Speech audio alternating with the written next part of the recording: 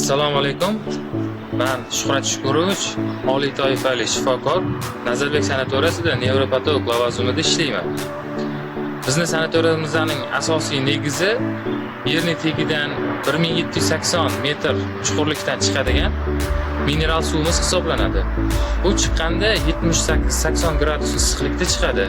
Dam oluvchilarga enteral ko'rinishda va parenteral ko'rinishda shifo uchun ishlatamiz. Sirkulyar dush ko'rinishida asab sistemasini tinchlantirishga yaxshi yordam beradi.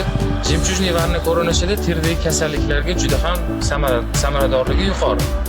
Va basseynimizda osteoxondroz, grija, protruziya kasalliklarida qo'llaniladi va og'riqlarning kamayishida juda ham yaxshi yordam beradi. Va sanatoriyamizga yangi BTL apparatlari kelgan, osteoxondroz, grija va protruziyada qo'llaniladi. Artroz, artritlarda juda ham samarador. Kelinglar va sanatoriyamizda yaxshi dam olib ketinglar.